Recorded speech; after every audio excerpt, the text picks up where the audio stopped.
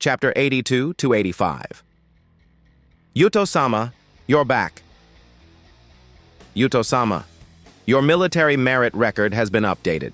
Oh, by the way, according to the normal rotation, you're due to return to the village this month. Do you have any suggestions regarding the schedule? Yuto-senpai, Orochimaru-sama is waiting for you at the command post. But this girl... Oh? Sure, of course. Upon his return to the Konoha camp, Yuto was met with respectful gazes and treatment from everyone. Reputation is a powerful weapon. Over the past year, Yuto, known as the Lone Lion, had achieved great feats for the village, becoming a symbol. Although his position remained that of a battlefield free agent, his status was significantly elevated. Ordinary shinobi addressed him with sama or senpai.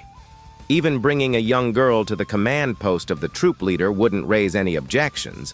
This was the privilege of a war hero. In the central building of Konoha's camp, Orochimaru looked up and scrutinized the two people entering. Yuto-kun, you've worked hard recently. I heard you repelled the Eight-Tails Jinchuriki and saved many lives. Yuto bowed slightly and replied with a light laugh. Commander-sama, the Eight-Tails Jinchuriki's body has not been the same since being injured by the moon god.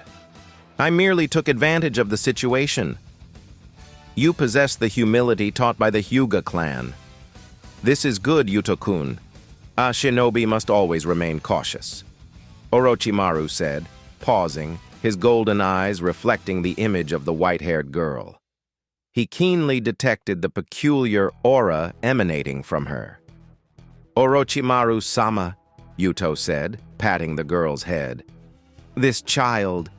I found her in a small village within Frost Country. Her parents were killed by invading Kirigakure shinobi. Yuto-kun, this girl is very unusual. As expected of you, Commander, Yuto praised effortlessly. She's called Ruri Mochizuki. Well, seeing is believing. Ruri, demonstrate by attacking me. As soon as the words were spoken, Ruri's wrist sprouted a bone spike. With speed and strength far beyond her age, she struck towards Yuto's waist. Boom! Yuto's right arm, reinforced with Ryun steel, collided with the bone spike, the shockwave blowing all the papers off the desk.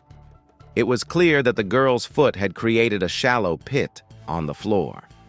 The Shikotsu Myaku had always been a top-tier close combat Kekkei Genkai.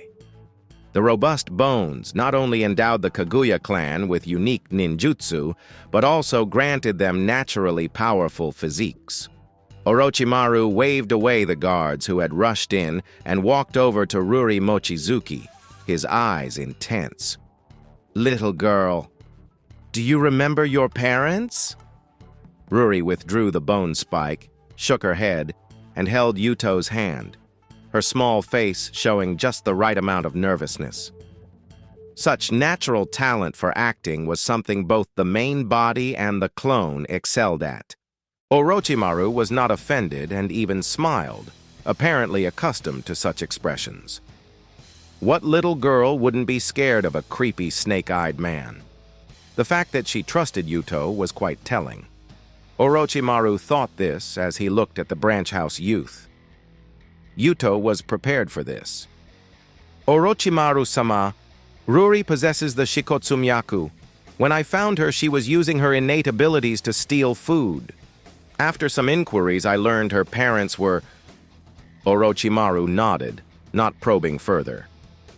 Kekkei Genkai spreading to outsiders was not uncommon in any village. As for her deceased parents, whether they were adoptive or defected Kirigakure shinobi, it was impossible to verify. Very well, Yuto-kun. You've done excellently. Orochimaru praised twice. You've brought a precious asset to the village. This is a tremendous achievement. His words were true. The wars between nations and shinobi villages were essentially about resource acquisition. In the shinobi world, what is the most precious resource? Not land or money, but people, those with the potential to become excellent shinobi. Kekkei Genkai made individuals inherently superior to ordinary people, often becoming competent chunin with just a bit of training. At Ruri's age, her worldview was just forming. If brought back to the village and trained, she would become a loyal Konoha shinobi. The power of the Shikotsumyaku in her bloodline could take root in the land of fire. Perhaps many years later, Konoha would boast a renowned Mochizuki clan.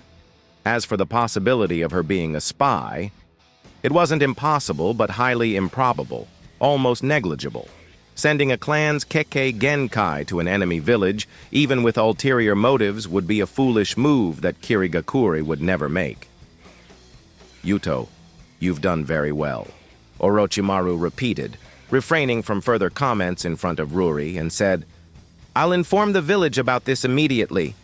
Oh, and you're due to rotate back soon, right?" "Yes, Commander-sama." During wartime, most of the village's elite shinobi would fight on the front lines. However, no matter how intense the frontline battles were, the village couldn't be left unguarded. Besides the highest commander, other elites would rotate back to protect civilians and take a break.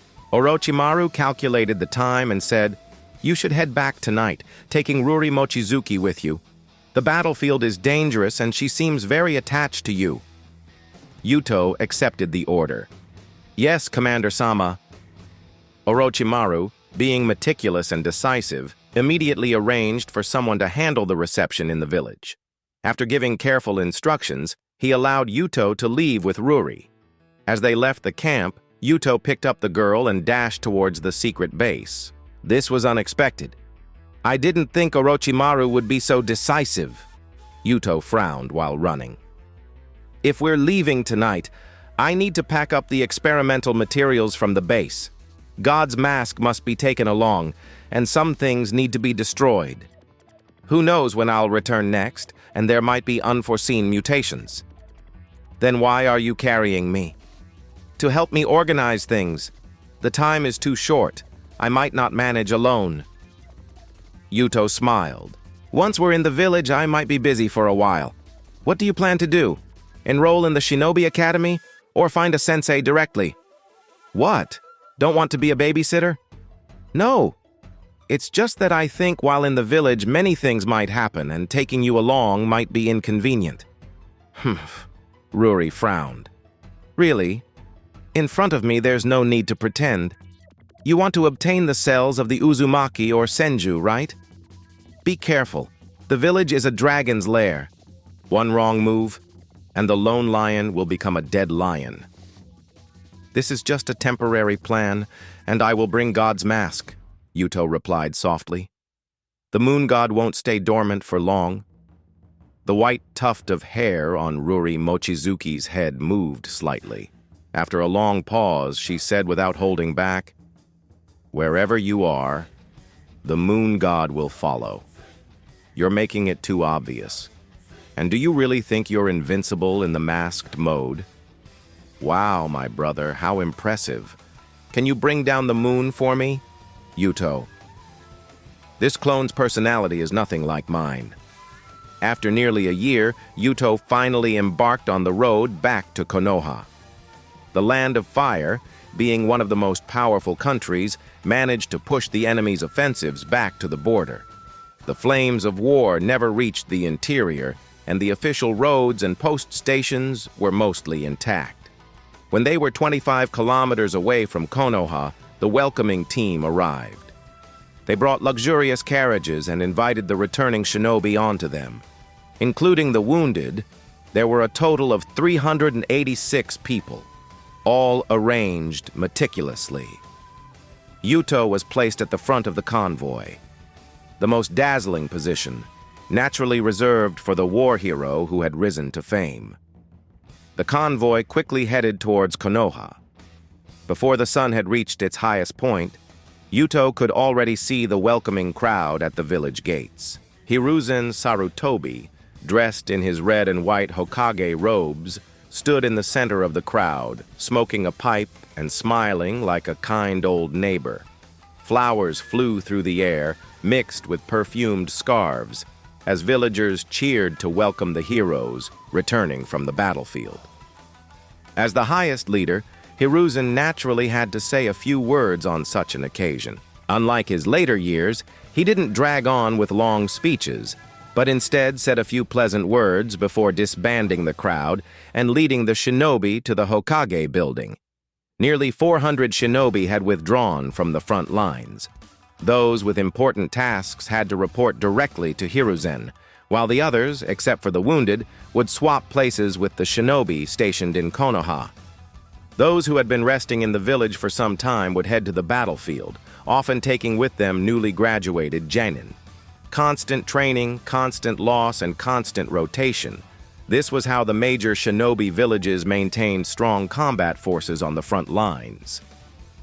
As the shining war star, Yuto was the first to meet Hiruzen. "Yuto-kun, you've become a shinobi capable of standing on your own," said the third Hokage as soon as he saw him. The Branch family boy respectfully replied, "It's all thanks to the village and the clan's excellent teachings. Both Minato and Orochimaru have praised you multiple times," Hiruzen said, chuckling with his pipe.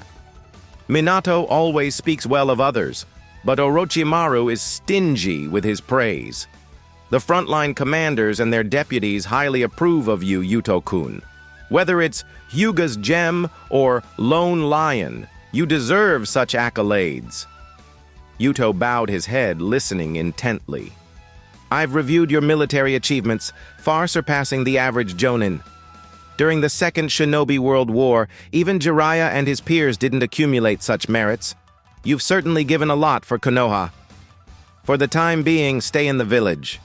Hiruzen handed Yuto a scroll. "You've been too conspicuous. The enemy sees you as a thorn in their side. ANBU intercepted information from Kumogakure suggesting they plan to lure you out in the land of hot water, and the AB duo might be involved. Minato can escape even from a heavy siege with his flying thunder god, but Yuto-kun, it's better for you to avoid them in advance." After reading the scroll, Yuto returned it to Hiruzen. "Yes, Hokage-sama. While I'm in the village, is there any task for me?" "Originally, I intended to have you gain experience in ANBU," Hiruzen said, exhaling a smoke ring with a wry smile.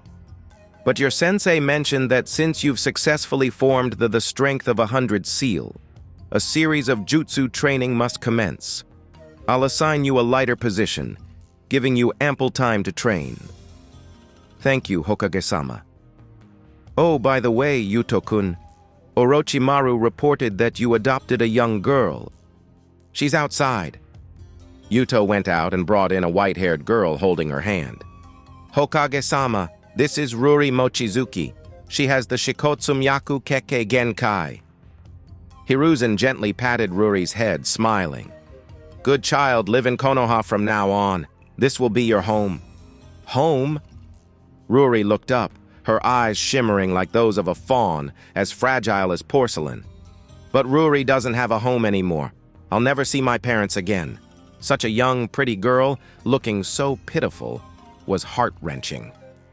Hiruzen knelt down and spoke softly.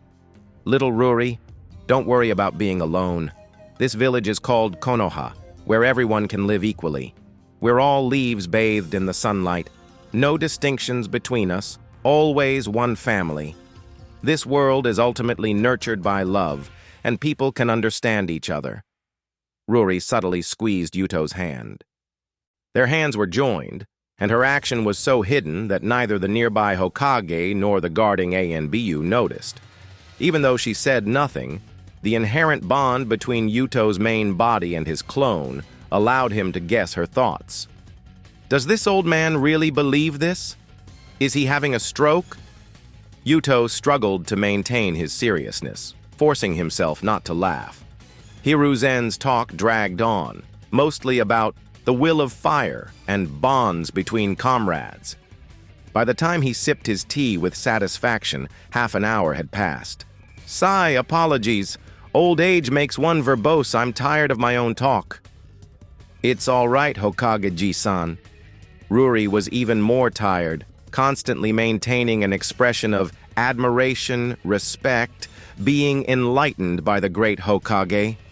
Even now, she fought not to roll her eyes, diligently flattering, "No one ever told me these things before. You know so much. The Hokage is such an amazing person? Then I want to be Hokage too." Ha ha ha. Hiruzen laughed heartily. "Indeed, chatting with young people rejuvenates one. Yuto-kun, let's leave it at this for today. Many others are waiting outside." "Yes, Hokage-sama, but about Ruri's residence. Let her stay at the Senju compound. Although Tsunade can be unreliable, she raised Shizune healthily. Plus, you staying there long-term can take care of her." Yuto obeyed and left, holding the girl's hand as they exited the Hokage building. They walked in silence. Both Yuto and his clone were cautious people who wouldn't casually talk in places where they could be eavesdropped on.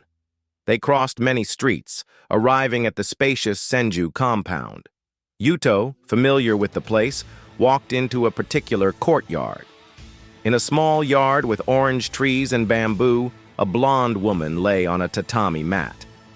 "Hey, kid, you've grown taller and thinner." This was Tsunade's first words upon seeing him. "You've gotten taller than me." The blonde woman stood up, comparing her height to her disciple, and finding that the boy was indeed 1 centimeter taller. In a few years, she would have to look up to him. Tsunade thought this as she tapped her forehead. Yuto understood her gesture and removed his forehead protector, revealing the caged bird seal and the strength of 100 seal at the center. The woman's fingertips gently touched the boy's brow. The chakra from her medical ninjutsu was warm, but her fingers felt cold. "You've never disappointed me," Tsunade said approvingly. "Forming the strength of 100 seal is quite useful. It not only adjusts your body and chakra pathways, but also stores the chakra that is naturally consumed daily. This seal can serve as a foundation to unleash various powerful jutsu. Those who master this seal can even maintain a youthful appearance indefinitely." The blonde woman suddenly stopped, sighed, and squeezed Yuto's shoulder. Not understanding why his sensei sighed, Yuto smiled and pulled a young girl in front of him. "Sensei, you should know about Ruri. Hokage-sama said she should stay here temporarily. Can I find a room for her?" "Sure," Tsunade said with a cheerful pinch on the girl's cheek. "This little girl is still young. Let her stay with Shizune." "All right. Ruri, this lady is my teacher, Tsunade-sama." "Tsunade-sama." Ruri bowed and said nothing more. Her white hair was beautiful, but perhaps because of her thin lips, she seemed aloof and proud when silent, exuding an air that kept strangers at bay. Unlike the sharp-tongued girl she was when alone with Yuto. Tsunade didn't mind. She had experienced 2 great wars and seen many life-and-death situations. She had seen many pitiful children who lost their parents and knew each had their own scars and temperaments, different from the children of Konoha. When Shizune returned, Yuto handed Ruri to her and no longer paid attention to his clones. Although the clone looked like a child, its mind was an exact copy of his, understanding the importance of situations. Moreover, Shizune had matured over the years, becoming more capable and reliable, making it easy for her to take care of a child. These Kaguya clones, as well as the future Uzumaki, Senju, and Uchiha clones, were seeds. Yuto planted them intending to devour them later, completely merging their bloodlines. He couldn't always be a babysitter watching over their growth. He had to consider the possibility of the devour plan failing. Even if he consumed the 4 clones, there was a chance he might not break through his bloodline limits. Although this possibility was slim, Yuto had to be mentally prepared. Thinking ahead about the consequences of failure was a villain's compulsory course. He had never stopped training. When all plans failed, at least he could carry out the most reckless plan. If his bloodline couldn't revert, he would kill all those who could control the caged bird seal, and the curse mark would naturally dissolve. In a world with supernatural energy like chakra, power is the source of a person's confidence. Returning to the village, Yuto's life remained routine. On the battlefield, he ambushed his companions and clan members, conducted experiments, killed enemy shinobi, and reported back to the main camp, a 4-point cycle. In the village, he trained new jutsu with Tsunade in the back mountain, occasionally visited the Hyuga compound, chatted with familiar people, and thought about his next plans before sleeping. His stable life was uneventful. He immersed himself in training, not daring to stir up trouble. As the Bone Clone said, it was best to completely separate his identity as Yuto Hyuga from Aizen Sosuke. If wherever he went, the moon god caused chaos, people would eventually notice something was wrong. Furthermore, both Hashirama cells and Kushina's body tissue were extremely difficult to obtain. The former was heavily guarded, and even Yuto didn't know where the first Hokage's grave was. The latter was the Nine-Tails Jinchuriki. If the tailed beast rampaged, he would definitely die without a burial place. When the plan stalled, Yuto chose to train. At least his strength would increase solidly, not wasting time. 2 weeks after returning to the village, Yuto received his appointment from the Hokage Tower. His position was quite good, not the relatively arduous garrison duty, but as a medical captain at Konoha Hospital. Thanks to Tsunade's status and Yuto's performance in saving lives during the war, this high-ranking position fell to him. The benefits were plenty, but there wasn't much work. During wartime, the village's population was low. Frontline wounded were either sent to nearby field hospitals or died en route to Konoha. In a month, Yuto hardly had any tasks. As the medical captain, he specialized in difficult and urgent cases, leaving minor illnesses to the doctors. Thus, Yuto only needed to show up at work, give a few instructions, then sneak off to train with Tsunade, the head of Konoha Hospital. Clock in, leave work, get paid, and train with his beautiful superior. If this job were given to pre-transmigration Yuto, he would probably laugh himself awake. Such peaceful yet busy days passed by in a flash. When all the snow melted and trees sprouted new buds, Hiruzen called Yuto again. "Hokage-sama, you wanted to see me." "Yes, Yuto, sit."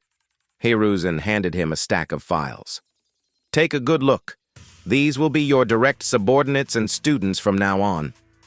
Yuto was slightly surprised. He had thought the third Hokage called him to return to the battlefield, but it turned out he was to become a team leader. At 14, I might be the youngest Jonin instructor in Konoha's history, Yuto thought as he looked through the files. The first photo was of Ruri. As expected, given their relationship and her Kekkei Genkai, she was indeed suitable to be his student. Yuto smiled and looked at the second photo. The boy in the photo was very handsome, wearing a black short-sleeved shirt and smiling while making a seal towards the camera. Shisui, Uchiha,